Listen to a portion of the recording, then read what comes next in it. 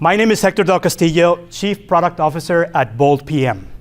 And today's topic is Supercharge your career through a powerful personal brand. First of all, before we get started, special thanks to everyone at ProductCamp Boston, volunteer staff, the leaders, the sponsors.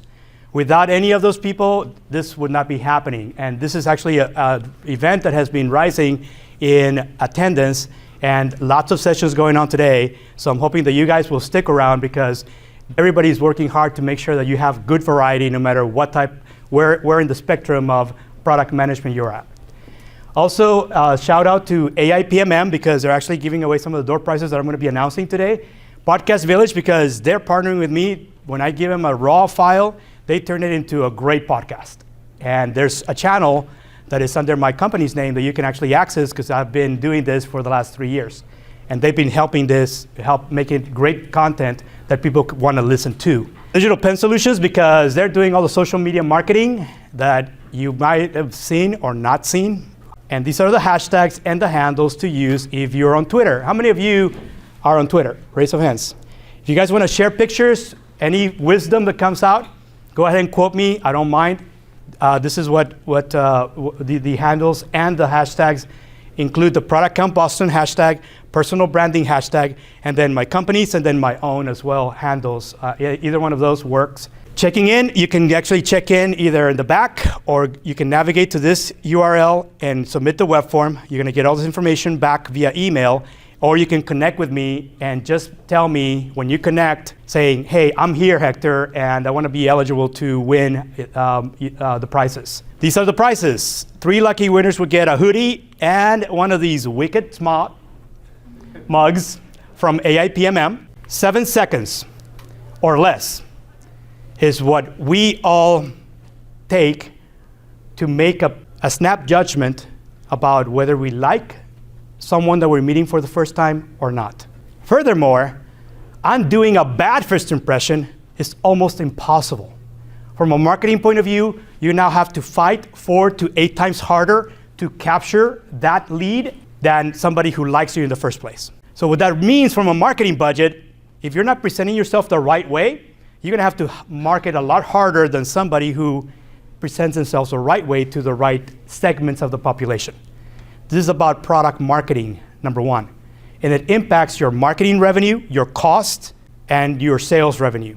And it impacts your cost of customer acquisition and retention, both. If you don't know how to present yourself on social media or on your website or your blog, which not only you need as individuals, but also companies, everybody's struggling because they don't even know and not even engaging. Am I introducing myself? They're not asking the question, am I introducing myself the right way so that I'm attracting the right types of customers and detracting the ones that I don't want? Because product management is not only about understanding who your target is, most important is about who is not your target so that you're not wasting your marketing and your sales budget. And the same thing works at a personal level. Personal branding is no different. A first impression, a great first impression, is crucial because from there, you're gonna have to work a lot harder to try to get an interview somewhere or try to even get a call back when you're submitting your cover letter and resume when you're looking for a specific position. So the next thing is we're gonna focus on answering, why do some people just attract people naturally, especially when they're just introducing themselves for the first time? And no matter whether you're talking about a celebrity or an entertainer, a personality, a politician, we need to learn how to do this because for us, it's about whether or not, how hard, how easy it's going to be for us to submit an application and actually get a call back. Go into an interview and actually get the job, right? These are all things that we're all going to be doing at some point in our life, some of us more often than others. And you need to get really good at this. Presenting yourself and have clarity as to who your target is and who is not your target so that you can then focus on developing and building a brand that attracts the right targets. And that's the bottom line. We're going to cover in this why the brand matters, how to actually make a powerful first impression when you're meeting somebody new, 6 steps to supercharging your brand and crafting your elevator pitch. And we're gonna do a hands-on, so make ready, guys, because we're gonna come alive pretty quickly. So why does your brand matter? 7 reasons. First of all, I wanna take a poll. How many of you actually do have a personal brand that you've been maintaining? Raise of hands. Okay, look around, there's not many of us, okay? And here's the irony. As senior product managers, product marketing managers, we're branding products, new products that we're launching into market. And yet, we don't even think about the value of branding ourselves when we're in the process of looking for our next opportunity. Same dynamics, you need to start looking at this. And branding is what? Which one is the one that focuses on branding? Is it 1, 2, 3, 4, 5? Which one does brand benefit the most or involve? It's a trick question. It's all of the above. Because branding is not just about how you see yourself and your expertise and your knowledge. It's about how others see you and also about your results, your outcomes. Personal brand, consider this. It's what people say about you when you're not in the room. It's the way people describe you when you're not in the room. And if you're not figuring out how to communicate effectively to those that are your collaborators, your support network, on how to present you when you're not there, guess what's happening? Are you attracting or are you repelling targets? Do you even know? If you're not measuring, I can tell you, you don't know. And not knowing means that you think that it's you that even though you have the right education, the right experience, you're working a lot harder to get an interview or even get a job. And it's all because you're not even looking at the root cause, which is you gotta start communicating what is the right message of the way you want to be introduced when you're not in the room. So people that do this, not just celebrities, politicians, it's really all about understanding the value of personal branding. And here's quick 7 things. Number 1, it's your opportunity to tell the story the way you want to tell it. It's basically how you want to be described on your tombstone when you're done. And all of us are going down that route. What do you want people to put in there? You control the story, and you need to manage that. Even if you hire a ghostwriter, you provide the main highlights as to the way you want to be described. Number 2, it establishes your credibility and trust in front of others. And yes, this process starts even before people meet you face to face. Number 3, it strengthens your leadership skills because maintaining it, working on this brand, pretty much like any product that you're branding, any story that you're telling about a product, it requires work. Once you begin, you've got to continue to refresh as things happen and as you continue to grow up in life. Number 4, it builds rewarding relationships. The more that you are now focused on the right targets, it helps you attract them and then engage them. And now it's just a matter of time before they might have something for you, not necessarily today, but maybe a couple of years down the road. Number 5, engaging your target audience and having clarity as to who is not your target and why. Number 6, creating a higher perceived value in front of the right stakeholders. That whatever it is, it's more than just your education, more than just your salary, it's more than what, it's basically not just the tangibles, it's also the intangibles of what you can do. And you need to present those because tangibles, just as they're important, intangibles can be just as important in some cases. Number 7, makes a powerful first impression. Because at this point, you know exactly who your target is, and you already have predetermined what are the talking points, and what should be your 15-second, 30-second, 60-second, 90-second elevator pitch, because you never know how many floors that building has. And you need to make sure that you at least have a portfolio pitches once you know that you're in front of a target. So these are the seven benefits of a personal brand. And what I'm finding out is most people are struggling across any combination of this. So we're going to go to some of this, and it requires a lot of awareness, which is really hard because most of us, we're not very smart at really assessing ourselves. Sometimes we think of ourselves, way higher than others do In other cases, when we have low self-esteem, low confidence, we're presenting ourselves, not at the right level where everybody views us. Either way, it's an issue, right? You need to figure out how to correct that and how to do that over time. So how do you make a powerful first impression? 7 things that we're going to cover here that are about how to make a powerful first impression, and then we're going to get into our first exercise. Number 1, it's about being on time. Be respectful of other people's time. Be on time. Show up on time, and make sure that you're there. Have a brief introduction that you have already pre-planned with talking points as well. Once you know that you're going to be in front of targets, be open and confident. Make sure that you feel comfortable in whatever environment. And sometimes we struggle because if we come from a certain type of profession, we tend to be too introverted or too extroverted. And that you need to kind of figure out what the right balance is for you, because you need to be open and confident even though you may be an introvert. And sometimes you need to be doing this when there's a lot of crowds, people that you don't know. Have a winning smile. Smile is the number 1 thing that you could be doing that is nonverbal communication that attracts people. Now all you need to worry about is figuring out how to figure out, are you attracting the right targets or somebody who's not a target? Number 5, ask follow-up questions, talking points. And again, just like we produce a frequently asked questions list whenever we launch a new product for sales enablement, we need to do that about ourselves and about who we engage once we know who our targets are. Number 6, actively listen. Be quick to listen, slow to speak, ask the right questions. That's what I say. If you follow that order, you'll be good to go. So don't focus on telling too much about yourself. Focus on understanding, empathizing, then ask questions and qualify them further. Number 7, find ways to add value. And sometimes, guess what? The saying that goes that somebody's trash, a man's trash, maybe somebody else's treasure, works in networking.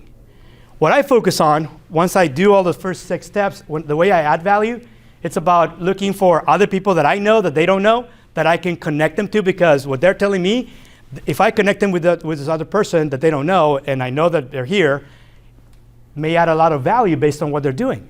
And I do that all the time, and it gives me a lot of, paying forward, so that at some point I see payback from those relationships. If you follow the 7 steps, you're going to build not just momentary relationships. People will remember you for years, even though they may have only met you once or twice. And that's it. This is the way it works. So you need to figure out how do you do this, because it does take a lot of thought. So we're going to stop here. And one of the things that I want you to do is, pair up, because one of you is going to introduce yourself to the other, and you may not be in front of people that you know.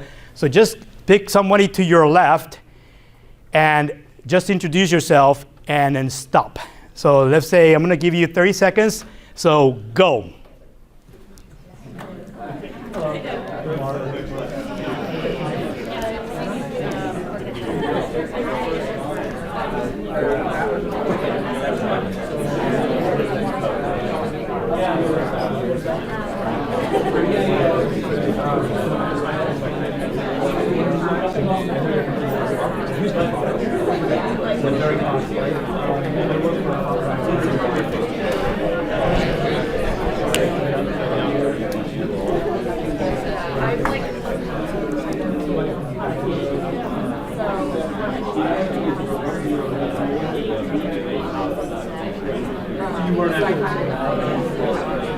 Okay, stop. Everybody stop. Okay, now number 1. 84% of communication is nonverbal, right? And as soon as I said announce, you guys went and started speaking right away. Now I wanna get some things. What did you first notice when you're meeting somebody? Smile. Smile? What else do you notice besides a smile? Eye contact. Eye contact. What else? Posture. Posture. Your body talks, right? Our body gestures talk. And if you're saying something and I'm looking like I'm defensive, I can be saying all these great positive things, and what are people going to see me do? You're going to say, is this guy real? Right? My credibility goes down. And it's all because I'm saying the right things, but I just don't have the right posture. So be aware of your body language because it counts more than actual verbal communication. So what's the other thing that has nothing to do with, hi, I'm so-and-so? Before you even get there, what's the other thing that you notice? Attire? Clothing? Dress? Yes, clothing. What else? Tone of voice. How about the handshake? What type of handshake? Because there's different types of handshakes, right? What is the right handshake and what is not the right handshake when you want to appear confident? Like, I got this, and I'm pleased to meet you. And that you're not really like saying, I'm really pleased to meet you. It's like, okay, you need to start like figuring that out. So handshakes, just like there is eye contact, smile, a handshake is also non-verbal, right? And actually it's your first contact even when you're introducing yourself to someone for the first time. So let's talk about what is the right way to do a handshake.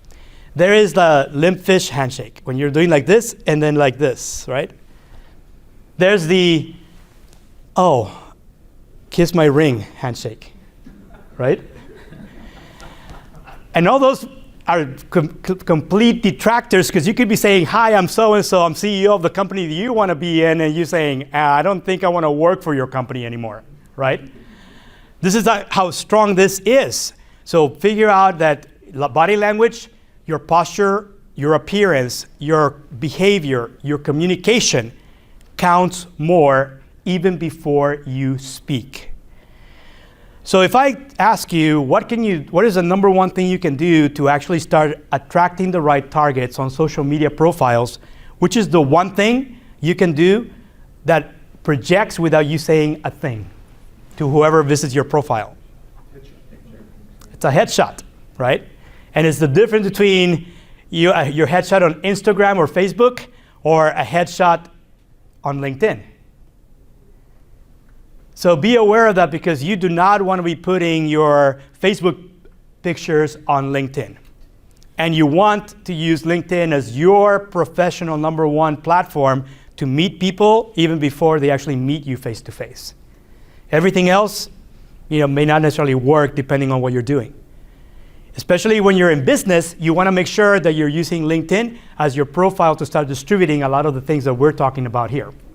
And actually, one of the playbooks that I made available to you once you checked in is from LinkedIn on what are the things that you can do on your own to actually clean up your own profile, and gives you a lot of tips on the different sections of the profile that you need to work on and start making it much more fresh and make sure that it's about your brand, the right image, the right language that attracts your targets. So we're going to come back and do more because now it's going to be a written exercise as part of the six steps. We're going to cover 6 steps to supercharge your brand, and we're going to cover them, and I'm just going to say what they are first, and I'm going to cover them in more detail, and we're going to stop and do some writing in between. Number 1, assess your profile. The situation may be like, okay, here's where I'm at today, and here's my education level, here's my years of experience, here's all the companies that I work for up to now. What do I do next, right? Because how many of you, if I had the question, how many of you are gainfully employed but completely unhappy in your current jobs, right? No, you don't have to necessarily fess up, but I've been there, done that multiple times, and I know I do not want to be where I don't want to be, right? So I put together a plan to avoid the situation where I end up in a wrong environment and then I just don't fit in. And even though I'm making great money, I'm just not happy with the environment, the people. And it may be a toxic environment and then it lowers my self-esteem over time. You don't want to be in that situation for too long. If you're in that situation, I would say figure out a way to get out. Like, get out! Number 2, choose what you want. Once you know exactly what your situation is, so figure out what is the right environment for me. And there's no same answer for anybody because we all have a different combination of things that we like versus things that we don't like, and there's always trade-offs, right? So you have to be clear as to what are the things that you're willing to give up and still be happy, and what are the things that you just won't give up in order for you to be happy, have nothing to do with your salary. figure this out first, because if you're just doing it for the salary, I can tell you, you're going to be unhappy for a long, long time. Because you're going to get paid well, but you're going to be unhappy no matter where you are. That's the way it works. So you got to figure out how to do it in such a way that you're leveraging your strengths, minimizing your weaknesses, and then being in the right environment and finding out what is the right style that appeals to you the most where you want to be. Because just because everybody's working at Google or IBM or whatever doesn't mean that that's the right environment for you. And just because they have job openings with the right job title doesn't mean that you should be applying to those type of companies. So it requires a lot of self-awareness to get to number 2. Number 3, once you understand that, now you start figuring out who are the right target.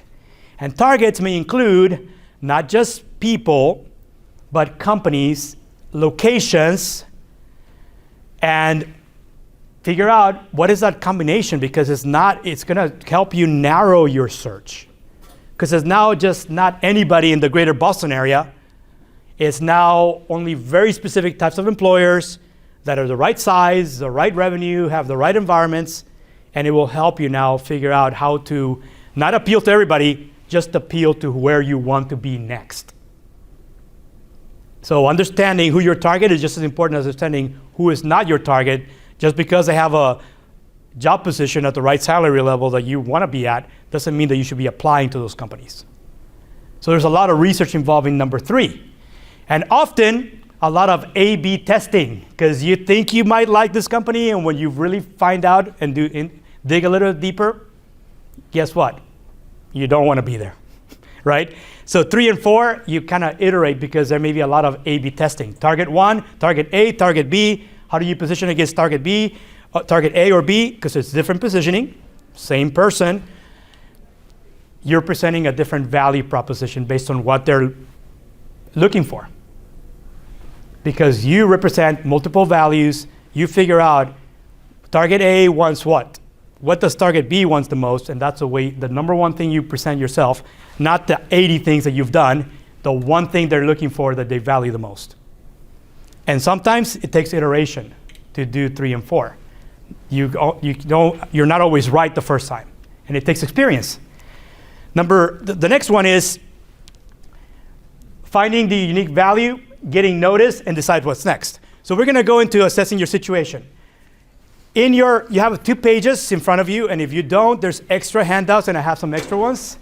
You're going to go to page number 2, and you're going to turn it to the back, which is blank. In here, it's a self-assessment, where you're going to be assessing your knowledge, your skills, your abilities, your interests, your passions, your values. You're not going to do it all. We're going to do some specific things. So number 1, what are your interests? Meaning, these are the things that you like to do because you just have an interest in those kinds of things. It could be anything, right? Does not have to be work related. If it is, write it down. Just write down 2 or 3 interests, and then we can move on to the next. So I'll give you a few seconds to do that, and hopefully you'll be able to cover at least partial. We'll start from the top, and then we'll skip throughout in the rest of the steps. All right, and if you are a fast writer and reader, move on to the next one, which is what are your passions? And the way I define passion, a passion is something you really like to do and you like it, you love it so much that you would do it even if nobody paid you.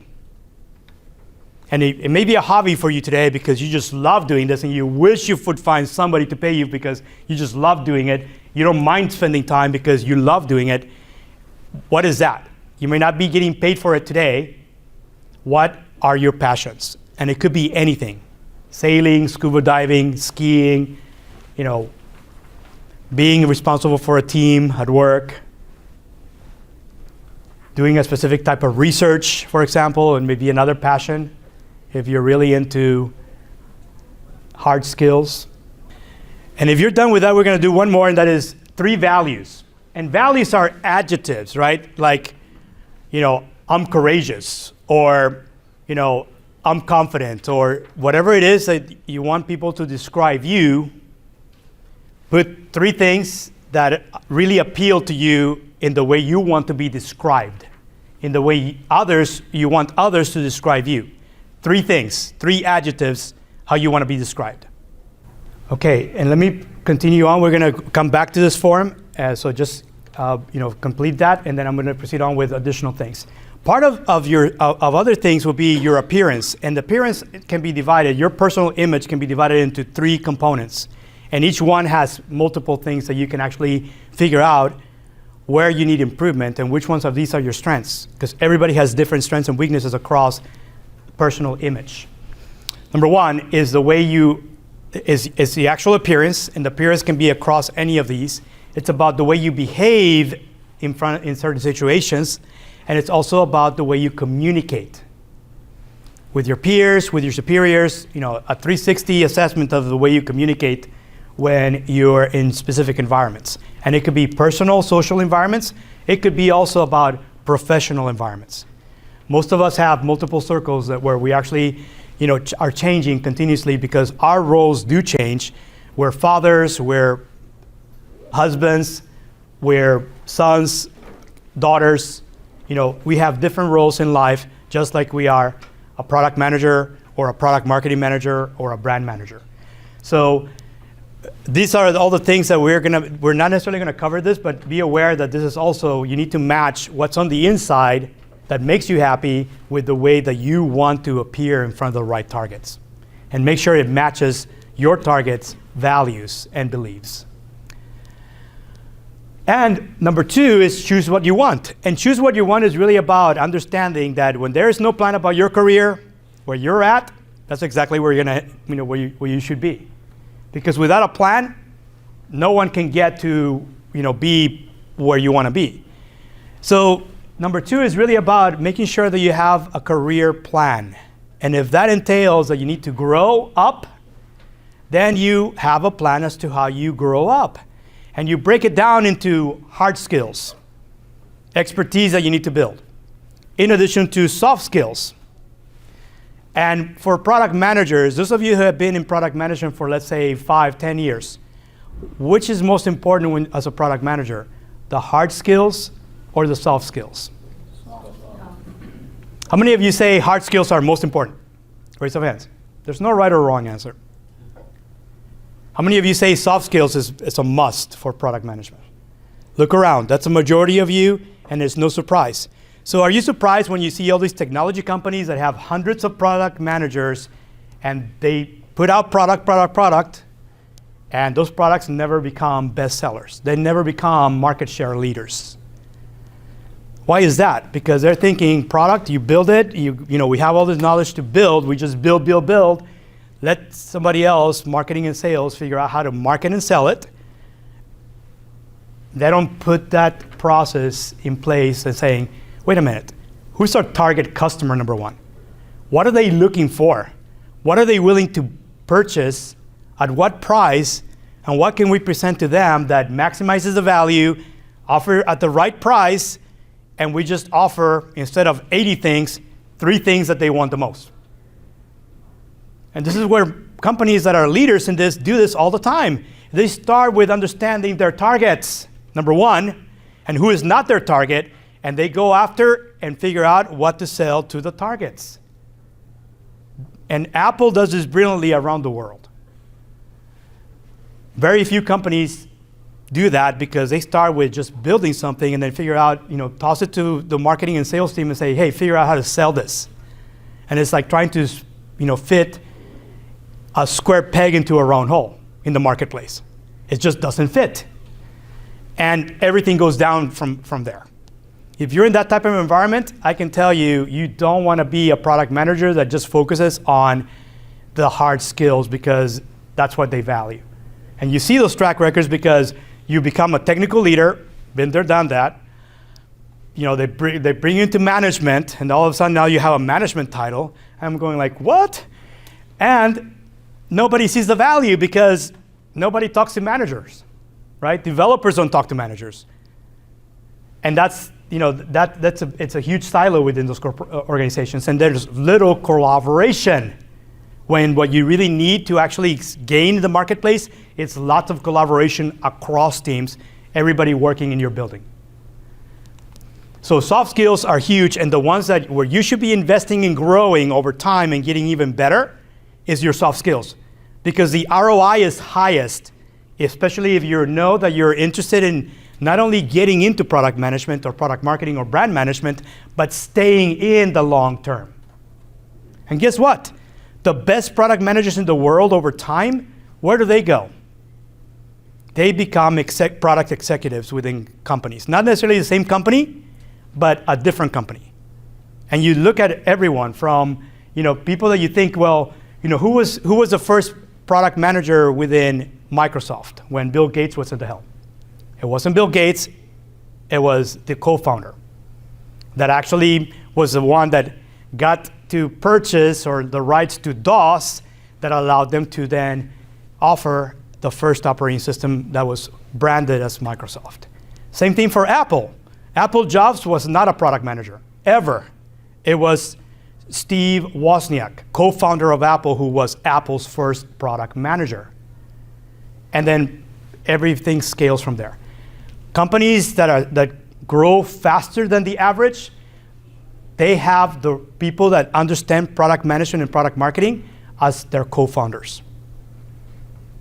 I mean, you look at around, what happened to Dropbox? Where are they at now compared to Box? They just did an IPO, and the IPO was really successful. When Box has been around, mostly losing a lot of market share because Dropbox had a brilliant user experience compared to Box. Same product otherwise, different brand. Airbnb, where are they now? How long have they been around? They grew very quickly with a very small team, and they had product management in place from the very beginning. There's plenty of companies, examples that I can tell you, grew faster than the average, became global companies very quickly within the first 5 years of being started. And it's all because they had a great product manager as a co-founder. It's not by accident, it's by design. This is how powerful somebody who's the right product manager, understands the value of product management and product marketing, builds it from the top, and you're not reporting to marketing or the chief marketing officer. You're not reporting to the VP of engineering. You're now reporting to the VP of product or the chief product executive within the company, because these companies are now creating their own executive role for product management and product marketing. And everybody has been ongoing conversation, where does product management belong? Engineering or marketing? Neither. They should be reporting directly to the CEO. At least the person with the most experience that has the right expertise and everything in place that's needed to bring a product to market and make it a global leader, even though you're not first to market. You got to make him part of the C-suite. Very few companies are doing that today, and that is the wrong path. If you want to grow, you want to start with a product management executive. Just like you have a CEO, CFO, CMO, you need to have a product executive in your C-suite. Number 3, focus on your target. And focus on your target, it means that you break it down into what industries you want to be in, what customers you like, whether they're consumers or enterprise or a combination of both. What is the company's reputation? What is the culture within the company? What are the processes or the maturity of the processes? Because all these things can make your job harder if you don't have the right things. I often say that the right target for me are companies who understand the value of product management, where I don't have to justify why should I be reporting directly to the CEO when I'm coming in. Because now I'm coming in as an executive. And I've worked with executives across companies, across industries, and that's what I've been doing for the last few years. So for me, I know that when I come in, I interview, and even before I interview, I actually research the entire C-suite within the company and say, where have you been and what is your track record? Because sometimes that's a great indicator as to whether or not, the culture is the right culture. Because if I know where they've been and I know what's happened there, I know that what's most likely to happen to that company in the future.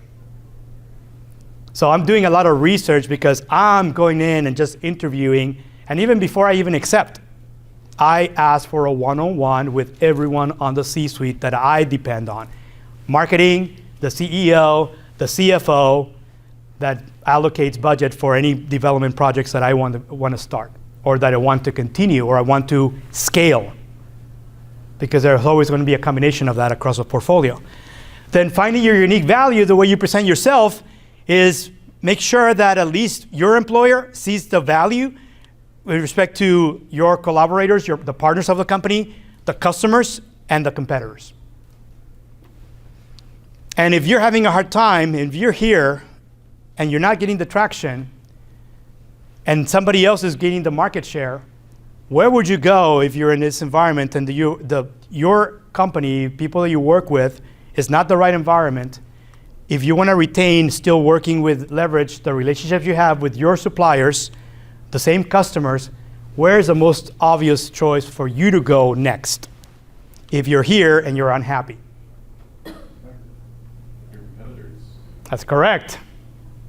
That's correct. And sometimes you just have to do it.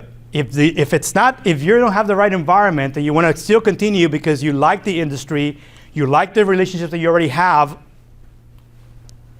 figure out who's the market leader and go to them instead.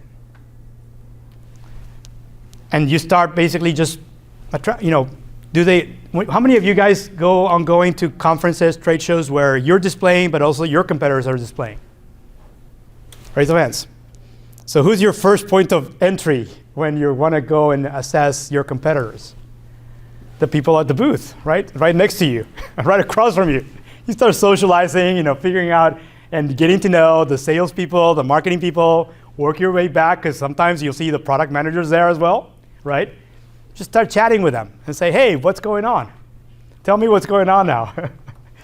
Where are you guys growing next?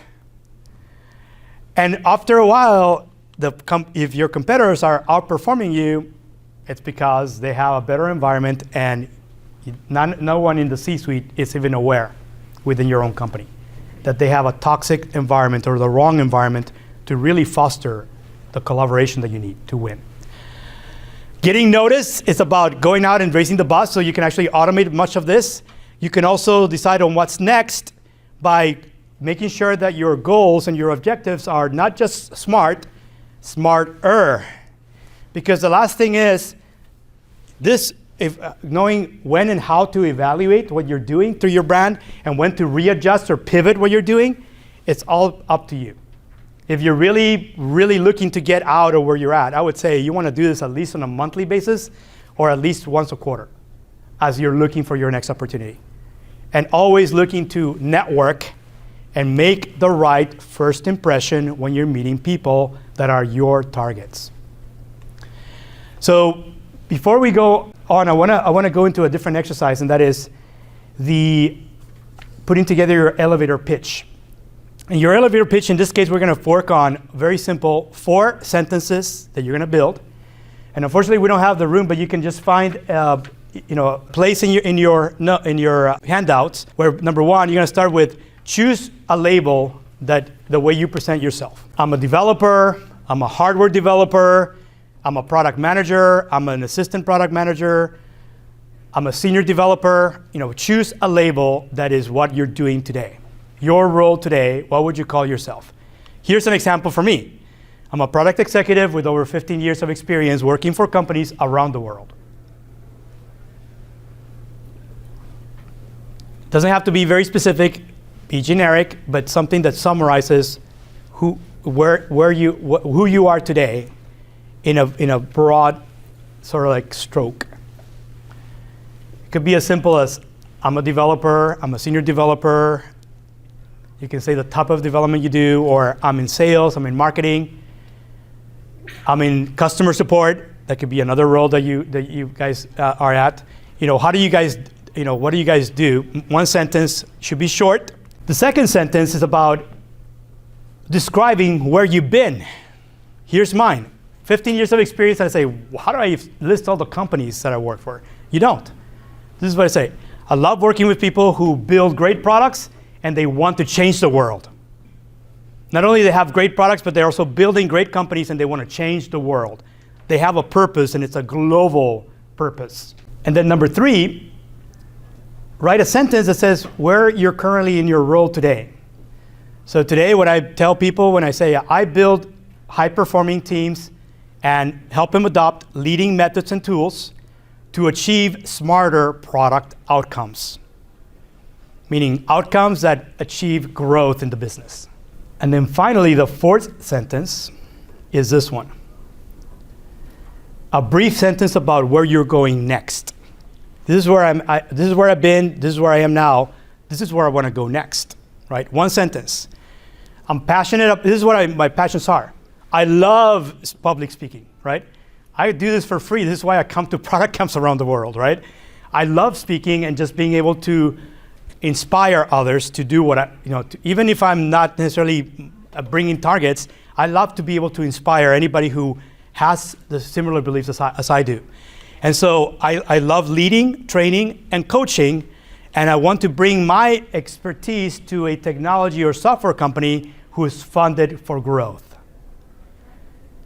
Because there's a difference between working for a startup that has a great idea, no funding, and one that has a great idea and the right relationships because they already have enough people and enough critical mass in the C-suite to attract funding, and now they're looking for somebody who can help them scale the business. That's the difference of what I'm doing now. And if you do this, you're gonna end up with a statement, 4 sentences, 1 short paragraph that theoretically you should be doing to just get in front of a camera and do this, where you're actually saying what you're saying and then you're presenting it, and then you put this in your social media profiles. Because anything that ends up being less than 30 seconds, you can now upload directly on LinkedIn as a post. You can share it on Twitter as another tweet and say, hey, people, here's who I am. Let me know if you can connect me with the right folks that can help me to where I'm going next. Especially if you're seeking, this is great because it's only 15, 30 seconds. And it's you talking to the camera directly. I did this on my smartphone. I just do this, a selfie, there's a video, and I just memorized my short paragraph about where I've been, who I am right now, where I'm going. And if you can do this, you can take the same short paragraph and guess what? Put it in your summary of your LinkedIn profile. If you visit my profile, which I gave you the URL to that, you'll see the same statement now in my summary, up front. If somebody clicks on see more on my profile, they'll see that up front. Especially if that's my number one goal is to get out of the environment that I'm in because I'm unhappy. This is a way you can deploy your elevator pitch, text, video. You can make it into a podcast as well as if you're recording yourself. And just put it out there. See who bites. Put the right tags and keywords and somebody will find it. So anyway, I just want to wrap up real quick because it's about time. And here's my schedule, by the way. This is my only session, but I'll be going to be here, this particular ones, and actually on the landing page that you have access to, my schedule is already posted there. I have a break in between. If you want to chat more, I'll be more than happy. I'm here to meet people and see how I can help you. Here's the information where you can actually see the slides. That's the direct page. You guys stuck around with me, so thank you. Even if you didn't check in, you can go directly to the page that has the entire slide deck. And some of the things that are coming up are also posted in here. Webcasts that I'm doing in June and July through AIPMM. Some of the talks that I proposed that did not get voted in are going to be turned into webcasts in June and July. If you're interested, the short URL is so you can sign up. These are free to attend. You just sign up and show up. And my contact information, also an illustration of a summarized personal brand. My portrait, my name, my certifications, title, my company, and then ways to contact me. If you start doing this, whether you're talking or whether you put this in a business card or a virtual business card because it's easy to do, you're going to attract a lot of targets. If you guys are interested in setting up a 30-minute virtual interview or appointment with me to talk more about this and ways that I can help you, feel free to set up an appointment. These are, in the next month, I'm offering free 30-minute appointments. You guys can schedule them directly by going to this page here. And I want to thank you because I see Chris is up next, and he was here before when I was trying to set up. And I want to thank all of you for. So let me give you a plug. What's your topic? I'm talking about pricing strategy, not so much like the stuff that you learned in business school, but actually the tools of Yeah. How do you do it yourself? I'm not a consultant, right? So I'm not trying to sell you. So I've just been through this path, and I thought it was worth sharing. Yep. Also, if you know Steve Johnson, at the end of today, in the afternoon, he'll be here, same room, and I'll be here with him. He actually stepped in earlier. His talk is going to be in this room in the afternoon. So stick around till the end of the day. Steve will be talking here in this room. Thank you very much. Thank you. Hey, thank you. Thanks, guy. Thank you.